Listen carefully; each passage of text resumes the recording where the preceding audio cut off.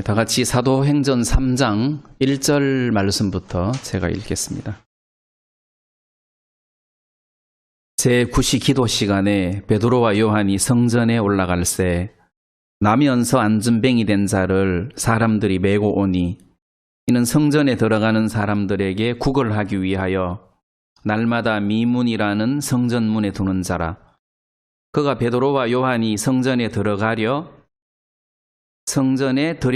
함을 보고 구걸하거늘 베드로가 요한으로 더불어 주목하여 가로되 우리를 보라 하니 그가 저희에게 무엇을 얻을까 하여 바라보거늘 베드로가 가로되 은과 금은 내게 없거니와 내게 있는 것으로 내게 주느니 곧 나사렛 예수 그리스도 이름으로 걸어라 하고 오른손을 잡아 일으키니 발과 발목이 곧 힘을 얻고 뛰어서서 걸으며 그들과 함께 성전으로 들어가면서 걷기도 하고 뛰기도 하며 하나님을 찬미하니 모든 백성이 그 걷는 것과 및 하나님을 찬미함을 보고 그 본래 성전 미문에 앉아 구걸하던 사람인 줄 알고 그의 당한 일을 인하여 심히 기이히 여기며 놀라니라.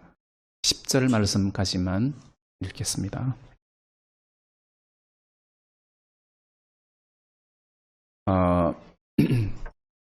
이 사도행전 3장의 이 본문 말씀을 읽고 베드로와 요한이 나면서부터 걷지 못하는 이 병자를 살리셨구나. 믿음으로, 예수님의 이름으로. 그럼 요즘 이 시대도 예수님 이름으로 병을 고치면 된다. 자, 이렇게 메시지를 전한다면 이 메시지의 핵심에서 빗나갔다고 볼 수 있는 겁니다.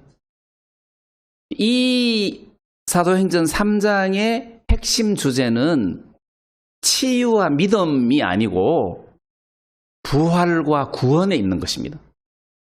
만약 사도행전 3장이 믿음과 치유의 주제로 하나님이 우리들에게 전해주신 말씀이라면 사도행전 2장은 성령의 임재하심과 방언인데 그러면 그 시대에 성령을 받은 제자들이 방언을 했으므로 우리도 성령의 능력으로 어떻게 방언을 할 것인가 이렇게 설교를 하거나 해석을 해야 된다는 거죠. 근데 사도행전 2장은 틀림없이 성령의 역사로 방언을 했지만 그 방언이 주제가 아니라는 거죠. 그래서 베드로는 그 방언한 사건을 통해서 그 역사를 통해서 깜짝 놀란 유대인들에게 이 방언을 하게 된 것이 술이 취해서 그런 것이 아니라 바로 하나님의 성령이 이 사람들에게 임했기 때문에 성령으로 말미암아 방언을 하게 된 것이다. 그래서 요엘서에서도 마지막 때에 하나님께서 성령을 부어주신다고 했지 않느냐. 예수님이 나사렛 예수가 십자가에 못 박혀 죽으시고 그리고 그 예수님을 하나님이 다시 살리시고 그분이 성천하시고 난 뒤에 하나님이 그 속에 역사하셨던 영을 오늘 이 제자들에게 넣어주신 것이다. 그러면서 너희들이 십자가에 못 박아 죽인 나사렛 예수 그분을 하나님이 살리셨다. 너희들이 십자가에 못 박아 죽이신 나사렛 예수는 바로 우리가 지금까지 기다렸던 메시아하고 그리스도고 하나님의 아들이다. 너희들은 밀란을 일으킨 폭동자를 십자가에 못 박아 죽인 것이 아니라 하나님의 아들을 십자가에 못 박아 죽인 것이다. 그래서 회개를 해라. 그래서 그 유대인들이 형제들아 그러면 우리가 어찌할꼬 그러면서 회개를 하게 되고 그 베드로의 설교를 통해서 죄사함을 받고 구원을 받은 사람이 3,000명이나 됐다는 거예요. 그러면 사도행전 2장에서의 핵심이 방언이 아니고 이 방언이라는 능력을 통해서 베드로는 이분이 바로 나사렛 예수 그리스도의 능력으로 말미암아 제자들이 이렇게 방언을 한 것이다. 이분을 너희들이 십자가에 못 박아 죽였지만 하나님이 이분을 다시 살리셨다. 이 그리스도를 받아들이고 믿어야 된다. 이렇게 베드로가 메시지의 핵심을 방언에서 이렇게 예수님의 부활과 구원으로 유대인들의 마음을 이렇게 끌어가더라는 거죠. 사실 오순절날 성령이 임하시면서 그때 모여 있었던 제자들에게 방언이 터졌어요. 근데 이 오순절날이라는 것은 구약 성경에 보면 3대 절기가 있어요. 이스라엘의 모든 남자들은 1년에 3차례씩 내 앞에 와서 보여라. 그 첫 번째가 유월절 무교절이에요. 유월절이에요. 그리고 두 번째가 오순절이에요. 이게 77절이라고도 하는데 오순절이에요. 그리고 세 번째가 초막절이에요. 수장절이라고도 하는데, 그래서 유대인들이 이 절기가 되면 각국에 흩어져 있던 유대인들이 다 예루살렘에 모입니다. 그래서 유월절 때에도 예수님이 나사렛에서 예루살렘으로 온 이야기가 많이 성경에 등장이 되거든요. 근데 유월절 때 예수님만 그런 것이 아니라 경건한 유대인들이면 누구나 다 이 절기에 예루살렘 성전에 와서 하나님께 제사를 드리고 경배를 하게 돼 있습니다. 또 실제로 그렇게 했습니다. 근데 이제 오순절 날에도 각국에 흩어져 있었던 유대인들이 이 오순절을 맞아서 예루살렘에 모인 거예요. 그러니까 예루살렘은 평소보다 사람들이 훨씬 더 많이 바글바글 거렸단 말이에요. 각국에서 유대인들이, 왜냐하면 유대인들이 전부 다 흩어져서 산 사람들이 많았어요. 흩어져서 전쟁통에 이스라엘이 헬라의 지배, 로마의 지배를 당하고 막 이렇게 하다가 보니까 많이 흩어져서 살게 됐는데, 이 흩어진 유대인들이 오순절 절기를 지키기 위해서 예루살렘에 모였는데, 갑자기 예수님의 제자들이, 갈릴리 사람들이 거의 방언을 하는데 자기가 태어난 곳에서 말하는 그 나라 방언으로 들린다는 거죠. 성경에 나타난 지역만 해도 10개국이 넘는데 자기가 태어난 곳 방언으로 그 제자들이 하는 말이 들리는 거예요. 이야, 신기하다. 어떻게 이렇게 우리의 방언으로 이 방언이 들릴 수가 있느냐. 신기하다. 근데 어떤 사람들은 조롱하느라고 새술이 취했다 했는데, 베드로는 때가 제3시다. 오전 9시인데 술 취한 사람이 있다는 건 말이 아니고 성령으로 말미암아 된 것이다 해서 방언에다가 초점을 둔 것이 아니라 성령에다가 초점을 두면서 바로 나사렛 예수 그리스도를 죽은 자 가운데서 하나님이 살리셨다. 너희들이 못 박아 죽인 이분은 그냥 반란 자가 아니라 하나님의 아들이시고 메시아고 그리스도시다 해서 복음을 전했단 말이에요. 그러니까 사도행전 2장은 주제가 방언이 아니라 예수 그리스도의 부활과 복음이라는 거죠. 그러면 사도행전 3장도 마찬가지예요. 사도행전 3장에서 나면서부터 걷지 못하는 이 사람이 이제 뻘떡 일어서서 걷게 됐어요. 그래서 얼마나 기쁘겠습니까? 40여 년 동안 한 번도 걸어본 적이 없는 사람인데 뻘떡 일어나서 걷게 됐으니까 막 걷기도 하고 뛰기도 하고 막 하나님을 찬미하고 막 온 주위가 다 난리가 난 거잖아요. 그때 베드로가 왜 이 사람이 걷게 된 것을 기이히 여기느냐?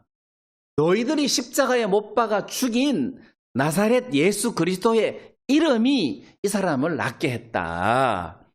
이 나사렛 예수 그리스도를 너희들이 죽였지만 하나님이 다시 살리신 거다. 그래서 그 능력이 이 사람을 걷게 한 거다. 그러므로 이 사람을 죽인 너희들이 회개해야 된다. 그리고 죄사함을 받아야 된다. 이렇게 메시지를 이어나간 거예요. 그래서 그날 그 메시지를 듣고 예수 그리스도를 믿고 구원받은 사람이 5천 명이었어요.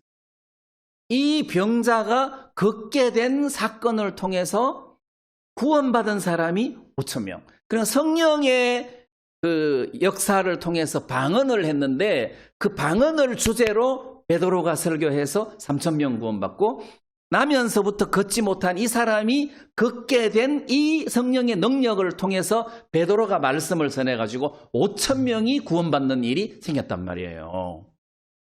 그러니까 핵심은 어떻게 하면 걷지 못하는 사람이 걷는가? 이게 핵심이 아니라 어떤 역사를 통해서 그 역사의 능력과 주체가 예수다.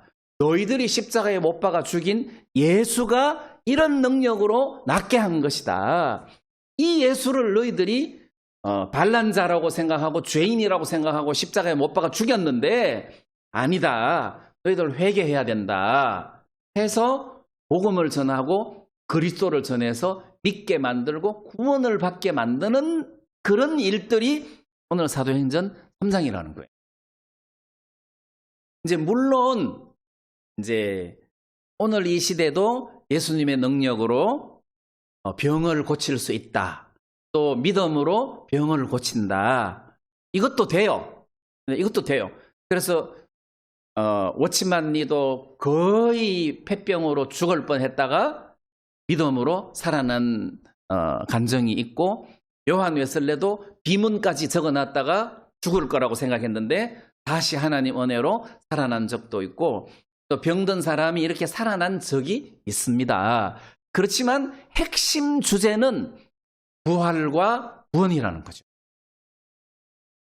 자, 그래서 오늘 이 사도행전 3장에 나타난 몇몇 대목들을 제가 여러분들에게 좀 설명을 하려고 합니다. 먼저 4절 말씀에 보면 베드로가 요한으로 더불어 주목하여 가로되, 자, 주목을 했다는 거지.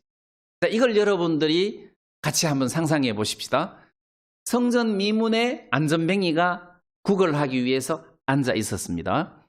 근데 이제 베드로하고 요한이 기도 시간을 맞추어서 기도하기 위해서 성전으로 들어갔습니다. 제9시 기도 시간이니까 오후 3시입니다. 그리고 오후 3시에 기도하러 이제 성전으로 들어가는 중인데 성전 미문에서 먼저 이 걷지 못하는 이 사람이 먼저 말을 겁니다. 구걸하거늘 했단 말이에요. 자, 뭐라고 구걸했겠습니까? 베드로하고 요한을 보고 선생님 이렇게 이야기했는지는 모르겠지만 저 한 푼 주십시오. 내가 이렇게 한 푼 주셔야 내가 저녁이라도 먹을 수 있습니다. 한 푼 주십시오 하고 구걸을 하면서 이제 말을 건 거잖아요. 한 푼 주십시오. 저 좀 도와주십시오. 저 좀 불쌍히 여겨주십시오. 이렇게 말을 걸었단 말이에요. 그런데 베드로하고 요한이 똑같이 그 안전뱅이를 본 거예요. 똑같이 본 거예요. 근데 여기서 주목했다는 거지. 주목은 그냥 힐끔 쳐다보는 것을 말하는 게 아니에요. 주목이라는 것은 이렇게 빤히 쳐다보는 것을 말하는 거예요. 주목. 이렇게 빤히 쳐다보는 거예요. 그러니까 노려보는 거예요. 노려보는 거. 딱 쳐다보는 것을 말하는 거예요. 또 다른 표현으로 빌자면 열심히 쳐다보는 거예요. 열심히 이렇게 쳐다보는 거예요. 그럼 베드로하고 요한이 그 안전뱅이를 주목했다. 이렇게 빤히 쳐다봤다는 데서 저는 무슨 생각이 들었느냐 하면 이 베드로는 생각을 했을 것이다. 무슨 생각? 지금 예수님이 성천하신 지가 2주도 안 됐어요. 왜냐하면 예수님이 성천하시고 난 다음에 10일 후에 성령이 내려오셨거든. 성령이 내려오신 날이 그 첫날이 사도행전 2장이에요. 그리고 며칠 지났으니까 사도행전 3장이에요.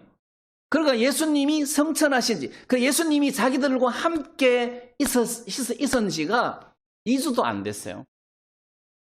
근데 베드로하고 요한이 성전으로 올라가는데 구걸을 하니까 예수님 생각했을 거 아니에요. 만약에 예수님이 이 안전뱅이를 봤다면 어떻게 할 건가? 그래서 빤히 쳐다보는 그 몇 초의 순간에 과거가 주마등처럼 지나가는 거예요. 충분히 그럴 수 있죠. 어느 날 제자들이 예수님과 함께 길을 가는데 날 때부터 소경된 자가 있었어요. 그때 제자들은 이 사람이 소경된 것이 이 사람의 죄 때문에 소경이 된 겁니까? 그 부모님 죄 때문에 소경이 된 겁니까? 이렇게 물었는데 예수님께서 이 사람의 죄도 아니고 그 부모의 죄도 아니다. 하나님이 하실 일이 있어서 이 사람이 소경이 된 것이다. 해서 예수님께서 그 소경의 눈을 뜨게 해주셨단 말이에요. 소경의 눈을 뜨게 해주셨는데 그때 많은 유대인들이 깜짝 놀란 거예요. 그 사건을 통해서 예수님이 당신이 그리스도라는 사실들을 이렇게 확 드러내시더라는 거죠. 그럼 예수님이 세상에 오신 목적은 치유가 아니잖아요. 1번 목적이 치유가 아니고 구원이에요. 그래서 이런 어떤 치유의 역사를 통해서 예수님 당신을 드러내기 위함이다. 자, 그런 일이 있었습니다. 그 다음에 이 제자들이 예수님하고 함께 다닐 동안에 어떤 문둥병자 10명이 선생님이여 우리를 긍휼히 여겨주십시오. 예수님이 그냥 지나치지 아니하시고 내가 너희들에게 어떻게 해주기를 원하느냐. 받기를 원합니다. 그러면 네 몸을 제사장들에게 가서 보여라 해서 그 사람들을 살리더라는 거죠. 사람들을 살리더라. 그러면 오늘 이 미문에 앉아 구걸하는 이 사람을 만약 예수님이 우리하고 함께 지금 성전으로 들어가는 중이라면 이 사람을 어떻게 할 건가? 일으키시겠다. 그러면은 예수님이 성천하시고 그 대신 성령을 우리들에게 보내주셨는데 내가 가면 너희들을 혼자 두는 것이 아니라 성령을 보내어서 너희들을 보살피고 인도하게 할 것이다. 내가 떠나는 것이 오히려 너희들에게 유익하다. 너희들이 성령을 받을 것이다. 그렇게 예수님 말씀하셨는데 진짜 성령을 받았고 방언을 하면서 어떤 능력이 나타났단 말이에요. 그럼 우리 속에 하나님의 성령이 예수 그리스도 안에서 역사하시던 그의 영이 지금 우리 안에 있는데 그렇다면 이 예수 그리스도의 이름으로 그 능력으로 이 사람을 일으키면 이 사람이 일어서겠네. 그렇지, 일어서겠다. 그러면 사람들이 깜짝 놀라겠지. 그때 나는 너희들이 십자가에 못 박아 죽인 나사렛 예수 그리스도의 이름과 능력이 이 사람을 낫게 했다. 해서 내가 나사렛 예수 그리스도가 하나님의 아들이고 유대인의 왕이고 메시아라는 사실을 이 사람들에게 증거한다면 주님이 얼마나 기뻐하시겠냐. 그렇다면 이 사람들 낫겠다. 이 믿음이 생겨버린 거예요. 그래서 우리가 16절에 보면 후반절에 예수로 말미암아 난 믿음이 너희 모든 사람 앞에서 이같이 완전히 낫게 하였느니라. 예수님으로 말미암아 난 믿음이 베드로 속에 들어와 버린 거예요. 그래서 주목했을 때 빤히 쳐다봤을 때 그 1, 2초 사이에 과거의 모든 말씀과 역사들이 주마등처럼 지나가면서 일으키면 낫겠다 하는 마음이 있다는 거예요. 그래서 그 예수 그리스도의 이름으로 일어나 걸어라. 영어 성경에는 일어나가 있어요. 일어나 걸어라. 그래서 그 사람의 오른손을 잡아서 팍 일으키니까 발과 발목에 힘을 얻게 되더라. 이랬단 말이에요. 그래서 결국 예수 그리스도의 이름, 여기에 이제 핵심이 있는 거예요. 예수 그리스도의 이름. 그리고 많은 사람들 앞에 예수 그리스도의 이름으로 걸어라. 이랬단 말입니다. 그래서 병을 고친 것은 사실이지만 포인트가 예수 그리스도의 이름이라는 거죠. 예수 그리스도의 이름. 자, 보세요. 길을 가는데 두 갈래 길이 나왔어요. 어느 길로 가야 될지를 모르겠어. 이쪽 길인지 이쪽 길인지 모르겠다. 근데 마침 두 사람을 만났어. 근데 한 사람은 죽은 사람이고 한 사람은 살아있는 사람이에요. 그러면 죽은 사람에게 물어봐요? 산 사람에게 물어봐요? 산 사람에게 물어봐요. 그래서 마호메트는 죽었어. 그들의 구원자인데 죽었어. 근데 예수님은 죽었다가 다시 살아나셨어. 그럼 누구한테 물어봐야 되겠어요? 마호메트나 공자나 석가나 이런 분들 다 죽었어. 그럼 물어볼 필요가 없어. 살아있는 사람들한테 물어야 가르쳐 주죠. 그래서 예수님에게 묻는 게 맞잖아요. 살아나셨으니까. 그러면 죽은 사람의 이름으로 일으키면 살아납니까? 안 되는 거예요. 죽은 사람은 말이 없어. 죽은 사람은 힘이 없어요. 죽은 사람은 아무것도 못해요. 산 사람이 능력으로 일을 하는 거잖아요. 그러면 나사렛 예수 그리스도의 이름을 덜먹거렸다는 것은 죽은 사람의 이름을 덜먹거리는 것이 아니라 살았기 때문에 그 이름을 덜먹거린다는 거죠. 예를 들어서 노무현 전 대통령 힘없어요. 이미 돌아가셨는데. 김대중 전 대통령 힘없어요. 돌아가셨는데. 돌아가셨어요. 힘없어요. 지금 살아있는 사람이 그래도 나름 힘이 있다는 거죠. 살아있는 사람이. 그러면 죽은 사람의 이름으로 외치고 과음을 지르지는 않는다는 거예요. 그래서 베드로가 예수 그리스도의 이름을 외치면서 걸어라 하고 이제 그 사람을 잡아 일으킨 거잖아요. 자, 그러면 저는 오늘 예수 그리스도는 살았다. 지금 베드로는 메시지를 통해서 나사렛 예수는 십자가에 못 박혀 죽었다 이렇게 생각하는데 그 죽어 있는 예수 그리스도를 그 유대인들 마음에서 다시 부활시키는 거예요. 이분은 죽은 것이 아니고 살아난 거다. 그러므로 이 사람은 메시아다. 우리가 기다리던 그리스도고 하나님의 아들이다. 이 작업을 지금 베드로는 메시지를 통해서 하고 있는 거예요.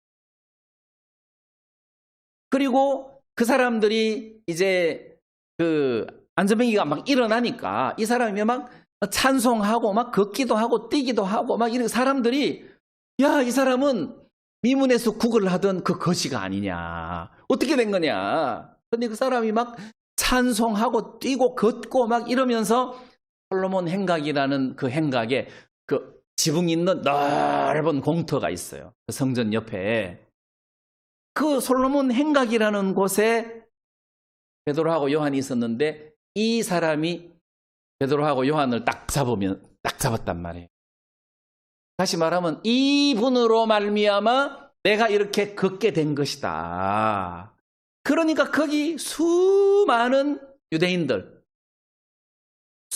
유대인들이 이 사건을 보면서 그리고 보면서 이야 신기하다. 어떻게 이렇게 나을 수가 있느냐. 저 베드로 갈릴리 촌 사람 어부인데 어떻게 이 사람을 낫게 할 수 있냐.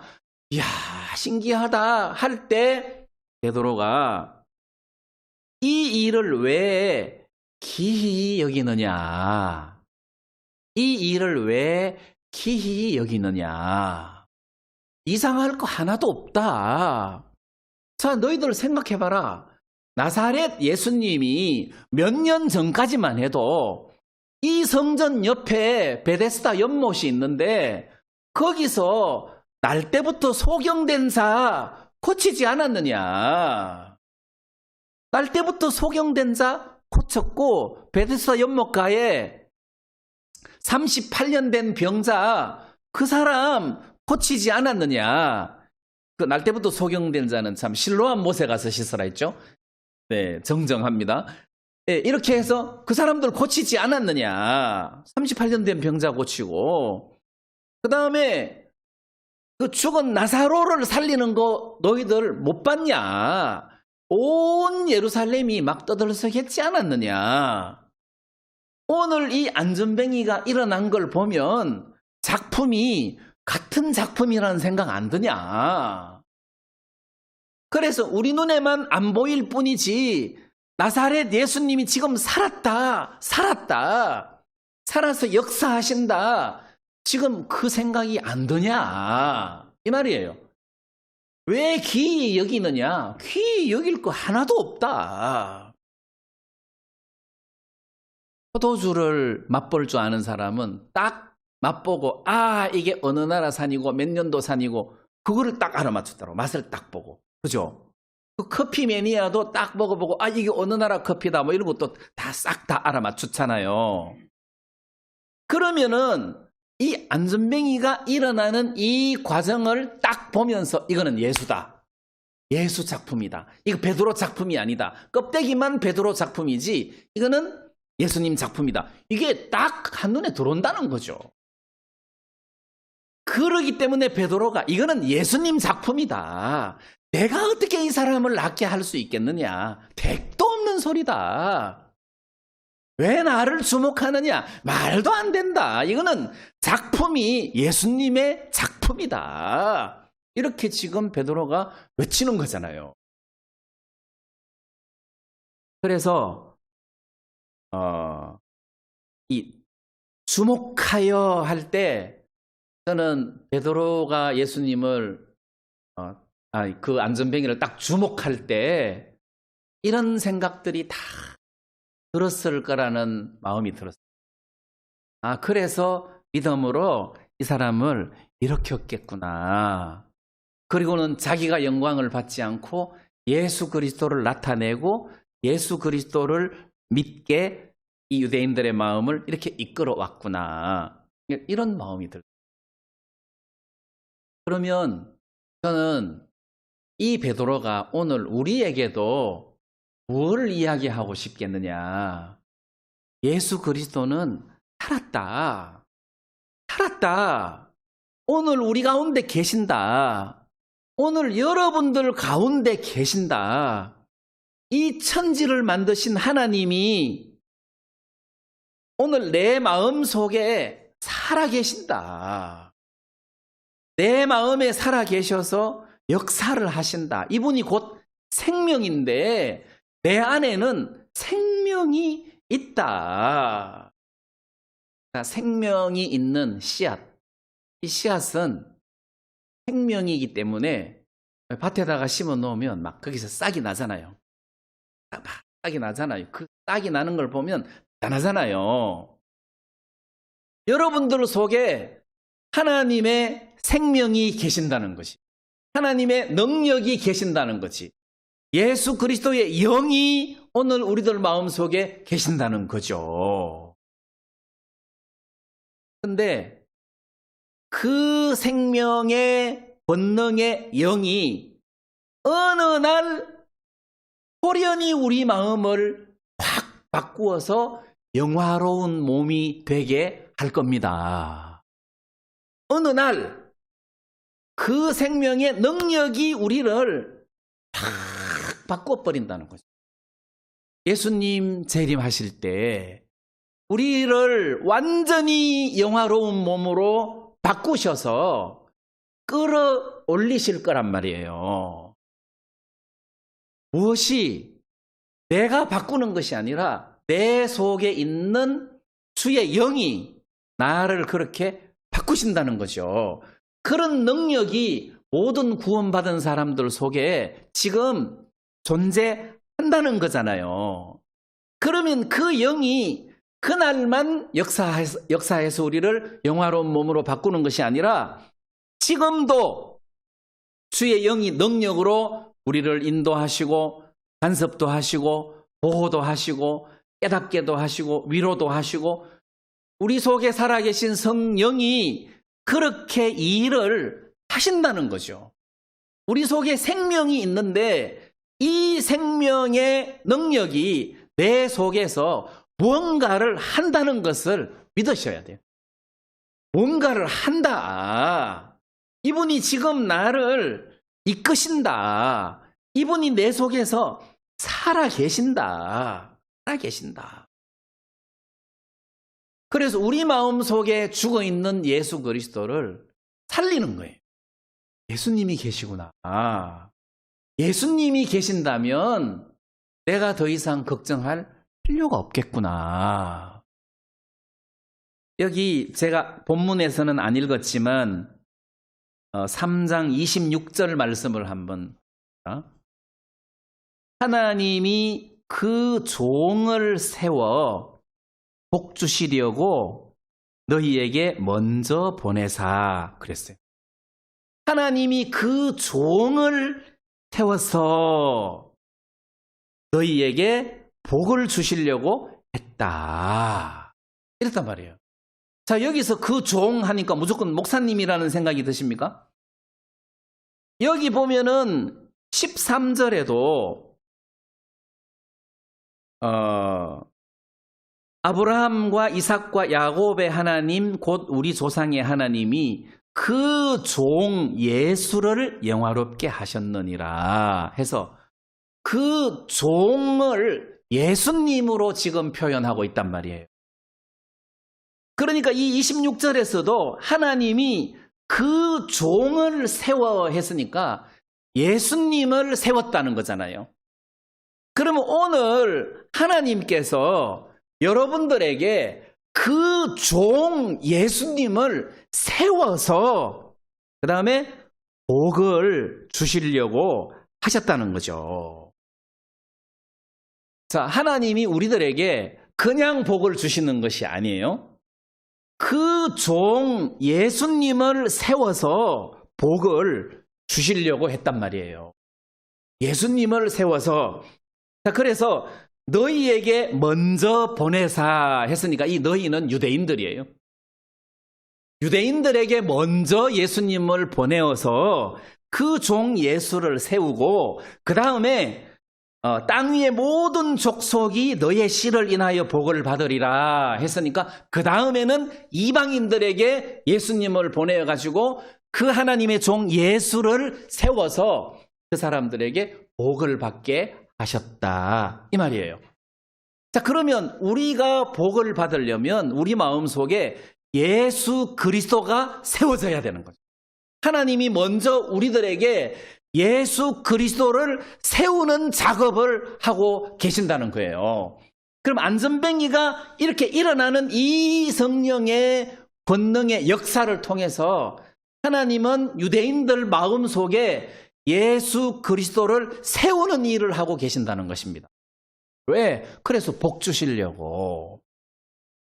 그래서 저는 하나님이 그 종을 세워 복 주시려고 했는데 저는 복을 좀 쪼개봤어요.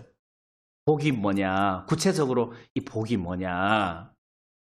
자, 안식이 없는 사람에게는 그 종을 세울 때, 그 종 예수님을 세울 때 진정한 쉼이 찾아온다는 거예요. 목마른 사람에게는 그 종 예수님을 세울 때 목마름이 해갈이 된다는 거예요. 배고픈 사람은 배고픈 사람에게 하나님이 그냥 떡을 주는 것이 아니라 그 사람에게 예수 그리스도를 세우시니까 그 예수 그리스도로 말미암아 배가 부르게 되더라는 거예요. 그러니까 하나님은 예수님을 세워서 복을 주시는데 그 복은 예수님을 세워서 생명을 주시고 구원의 생명이잖아요.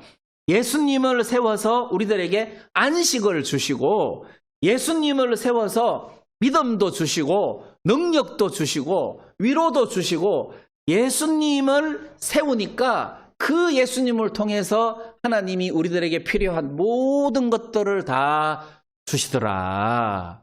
그게 예수님으로 말미암은 복이다. 근데 우리에게 복을 주실 때 여러분들 마음속에 한 분을 세우는 거예요. 세운다. 여기서 이 세운다고 하니까 뭐 세운다는 말이 뭐 그렇게 어렵지 않잖아요. 뭐 광야에 놋뱀을 세우듯이 이렇게 세우는 거예요. 세워서 그분을 쳐다보게 하는 목적이라는 거죠. 그분을 세우는 이유가 뭡니까? 세워서 쳐다보는 거잖아요. 누구를? 종을. 하나님의 종 예수를 쳐다보는 거잖아요. 그것을 세우기를 원하신다는 거예요. 그래서 사도행전 2장이나 3장을 보면은 하나님은 예수를 유대인들 가운데서 높이 세우는 작업을 하고 계시는 거예요. 그 우리 이방인들에게도 마찬가지로 하나님은 예수를 높이 세우는 작업을 하신단 말이에요. 그 일을 통해서 우리들에게 하나님은 복을 주시는 거예요. 거기에는 병고침의 능력도 복도 있을 거고 뭐 모든 필요한 복들이 그 속에 다 들어있겠죠. 중요한 것은 우리 마음속에 예수 그리스도를 세우는 것입니다. 나는 여러분들에게 나를 세워라고 절대 이야기하고 싶지도 않고 그 말을 들을 사람도 여기 없을 것입니다. 이게 나를 세워야 되는 것이 아니라 예수 그리스도를 세워야 성경적이라는 것입니다. 이게 하나님이 그 종을 세워서 복을 주시려고 아예 딱 결정을 하셨어요. 그러면 복 반대는 뭡니까? 저주잖아요. 그럼 누가 저주를 받습니까? 예수를 세워야 되는데 예수를 세우지 않고 예수를 무너뜨리면 다 저주받는다는 소리잖아요. 맞습니까? 네, 예수를 세워야 되는데 예수를 무너뜨린다면 그건 저주다. 그래서 저는 오늘 이 시간에 여러분들은 이미 마음속에 우리를 구원하신 예수님을 세워놨다. 나는 이분이 내 마음속에 우뚝 솟아있다. 광야의 놋뱀처럼 세웠다. 그러면 여러분들이 뭐가 걱정이냐? 걱정할 거 없다. 이 예수님이 여러분들에게 복을 주실 것이다. 저는 이 말씀을 이렇게 생각을 하고 묵상을 하는 동안에 너무 행복한 거예요. 야, 내 안에 하나님이 예수님을 이렇게 세우셨구나. 그동안 많은 사건들을 통해서 내 안에 예수님을 이렇게 세워나가시는구나. 이분이 내 안에 살아계시고 세워져 있으면 나 걱정할 것 없다. 이 마음이 드는 거예요. 그래서 제가 이 말씀을 보면서 굉장히 행복하다는 행복한 그런 시간들을 가졌습니다. 네, 그 다음에 제가 다 본문을 길게 읽지 못했는데 12절 말씀을 보겠습니다. 12절 말씀 끝부분에 우리 개인의 권능과 경건으로 이 사람을 걷게 한 것처럼 왜 우리를 주목하느냐. 여기 나는 주목. 야, 이 주목이 난 너무 좋아요. 나무 이름이 아니고 주목나무 이름이 아니고 주목. 많이 쳐다본다는 거죠. 많이 쳐다본다. 오늘 뭐 제목을 주목으로 해야 될까 보네. 왜 우리를 주목하느냐? 그러니까 막 이 40년이 넘은 안전뱅이를 일으켰으니까 유대인들이 막 어떻게 했습니까? 막 베드로하고 요한을 막 신기해가지고 막 쳐다봤을 거 아니에요. 저 무식한 어부들이 어떻게 이 사람을 낫게 했냐? 야, 진짜 신기하다. 우리도 못하는 거를 저 사람들이 어떻게 이 일을 했냐? 막 신기하다. 주목, 막 스포트라이트를 받는 거잖아요. 예? 이번에 뭐 윤여정 씨처럼 막 후레쉬 받고 주목받는 게 좋아요, 안 좋아요? 누가 나를 막 주목하면 막 어깨가 어쓱어쓱하고 좋잖아요. 근데 베드로는 왜 우리를 주목하느냐? 왜 우리를 주목하느냐? 우리 주목하지 말라는 거죠. 왜? 내가 이 사람을 낫게 한 것처럼 왜 우리를 주목하느냐? 우리가 이 사람을 낫게 한 것이 아니라 너희들이 십자가에 못 박아 죽인 나사렛 예수 그리스도가 이 사람을 낫게 했다. 그 이름이 이 사람을 낫게 했다 해서 그 주목하는 그 눈총들을 예수님에게로 확 다 돌렸잖아요. 예수님에게 확 다 돌렸잖아요. 이게 하나님 뜻이에요. 베드로가 예수님의 수제자인 것도 맞고 사도인 것도 맞지만은 베드로를 쳐다봐서는 안 된다는 거죠. 베드로를 쳐다봐야 되는 게 아니라 예수님을 쳐다봐야 된다는 거예요. 베드로도 나를 쳐다보지 마라. 예수님을 쳐다봐라 해서 그 초점을 눈의 그 시각을 예수님에게로 이렇게 확 꺾어버리잖아요. 왜 우리를 주목하느냐? 예수님을 봐라.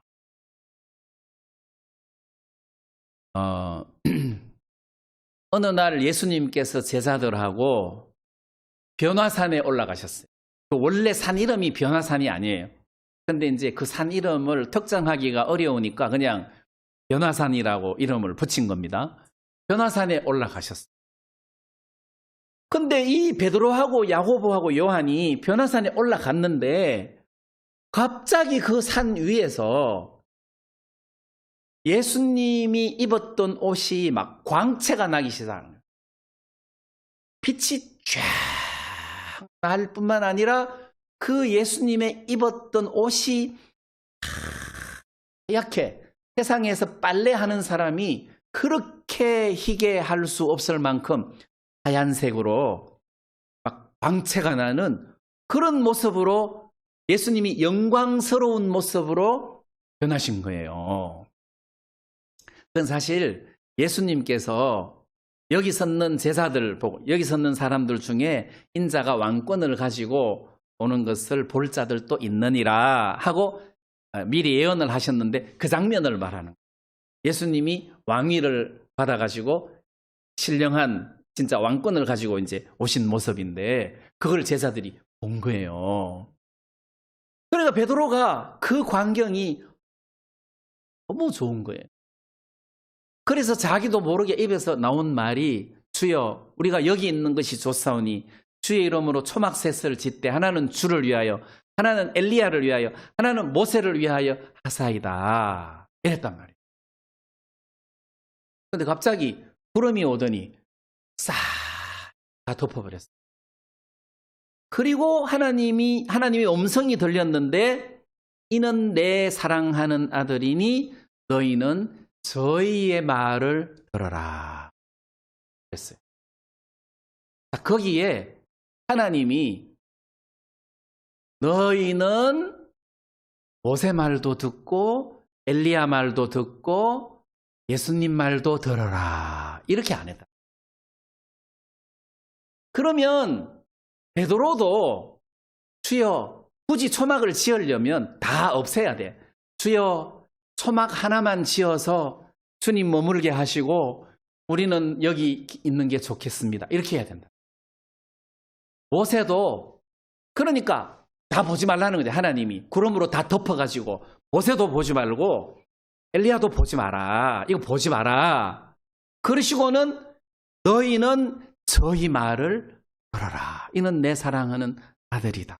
해서 하나님이 예수님을 세우고 나머지는 다 가려버렸단 말이에요. 사람들은 눈에 보이는 걸 좋아해요. 만지는 걸 좋아해요. 눈에 보여야 믿거든. 그 눈에 보이는 사람이 무슨 이적을 행할 때 그냥 혹 하고 믿는단 말이에요. 하나님은 다 가려버렸어요. 모세라도 이제 그 말 듣지 마라. 엘리야라도 그 말 듣지 마라. 이 말이에요. 그리고 모세와 엘리야가 나타나서 예수님과 이야기를 했는데, 여러분 구약 성경의 인물을 한 명만 뽑으라 그러면 모세를 뽑으면 돼요. 두 명을 뽑으라고 한다면 모세하고 엘리야를 뽑아야 돼요. 그리고 왜냐하면 구약 성경은 율법서와 선지서로 되어 있어요. 두 개로 나눈다면. 그냥 하나로 뭉치면 그냥 율법서예요. 그 두 개로 나누면 율법서와 선지서예요. 그럼 많은 선지자들 중에서 대표가 엘리야예요. 그래서 예수님 살아계실 때 서기관들은 예수님께서 그리스도라는 것을 이야기했을 때 엘리야가 먼저 와야 된다. 그리고 뒤에 예수 그리스도가 와야 이분이 진짜 예수 그리스도다. 그런데 제자들이 엘리야가 먼저 와야 된다고 서기관들은 말합니다. 그러니까 예수님께서 엘리야가 먼저 왔으되 저희들이 임의로 대우하였느니라 이랬단 말이에요. 그때 제자들이 세례 요한을 가르쳐서 하시는 말씀이구나 하고 깨달았다는 거죠. 그러니까 결국 세례 요한이 결국 엘리야인데 엘리야 역할을 한 건데 무슨 역할을 한 겁니까? 세례 요한은 예수님을 보고 보라, 이분이 하나님의 어린 양이다. 이분이 메시아다. 이분이 이스라엘의 왕이다. 유대인의 왕이다 하고 세례 요한은 예수님을 그렇게 증거하셨단 말이에요. 그럼 모세는 오늘 이 3장에도 22절에 그렇게 나와 있는데 모세가 말하되 주 하나님이 너희를 위하여 너희 형제 가운데서 나 같은 선지자 하나를 세울 것이니 너희가 무엇이든지 그 모든 말씀을 들을 것이라. 그러니까 모세도 나를 쳐다보라는 것이 아니라 나 같은 선지자 하나를 세울 것인데 너희는 그 말을 들어야 된다 해서 예수님을 가르쳐 준다는 거죠. 그러면 모세나 엘리야는 예수님을 이렇게 스포트해 준다. 예수님을. 모세도 예수님을 스포트해주고 엘리야도 예수님을 스포트해주고 베드로도 예수님에게 스포트해서 예수님을 세우는 역할을 하는데 하물며 오늘 이 교회 시대에 누구를 여러분들 마음속에 세워야 되겠습니까? 당연히 예수님을 세워야 되는 것입니다. 우리는 모세를 세울 필요도 없어요. 우리는 엘리야를 세울 필요도 없습니다. 하나님의 뜻이 아닙니다. 우리 마음속에 예수 그리스도를 세워야 된다는 것입니다. 나머지는 다 구름으로 하나님이 가려버렸습니다. 구름으로 다 가렸습니다. 그리고 하나님께서 말씀하시기를 이는 내 사랑하는 아들이 너희는 저의 말을 들어라. 오직 예수님 말씀만 들어라. 이렇게 하셨단 말이에요. 그래서 이 베드로는 왜 우리를 주목하느냐? 우리 주목하지 마라. 우리 주목해가지고 우리한테 뭐 나올 거 없다. 그냥 우리 똥밖에 없는 사람이다. 우리 너희들하고 똑같은 사람이다. 베드로 나 예수님 3번 부인한 사람이야. 그 작은 계집아이 앞에서 무서워가지고 나 별 볼 일 없는 사람이야. 왜 나를 봐? 다 알다시피 나는 갈릴리 촌놈 어부 출신이야. 나는 배우지도 못했어. 나 쳐다봐야 나올 것 없어. 그런데 왜 나를 쳐다보느냐? 이 말이잖아요. 그렇다면 오늘 우리는 누구를 쳐다볼 때 우리가 복 받겠습니까? 예수님을 쳐다보는 거예요. 하나님은 우리 마음속에 예수님을 세워서 복 주시려고 계획을 하신 거잖아요. 예수님을 세워서 복을 주시기를 원하셨단 말이에요. 그래서 제 마음에 진짜 이 예수님을 내 마음속에 세울 수 있다는 것이, 그리고 다른 거는 옆에 세우면 되겠어요, 안 되겠어요?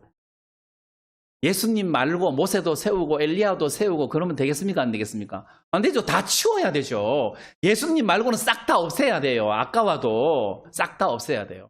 예수님만 세워야 된다는 거죠. 그러면 복이 어디서부터 나옵니까? 예수님을 통해서 복이 나오는 것입니다. 맞습니까? 자, 그래서 우리가 하나님 은혜로 병을 고칠 때도 있고 내가 믿음으로 병 나음을 입을 수 있는 그런 복을 받을 수도 있습니다.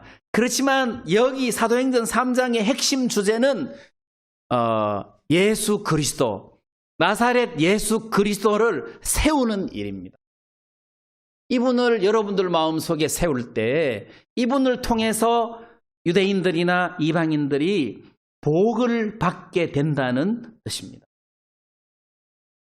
그래서 제 마음에 오늘 우리 가운데 여러분 한 사람 한 사람 마음속에 다 예수님이 세워져 계십니다.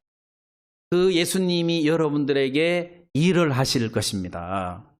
씨앗이 땅에 떨어지면 그 속에서 무슨 희한한 능력이 있어가지고 뿌리를 내리고 싹을 내고 나중에는 꽃도 피우고 막 하듯이 여러분들 속에 살아계신 그 예수님이 능력이 있어서 나와 여러분들을 통해서 일을 하신다는 거예요.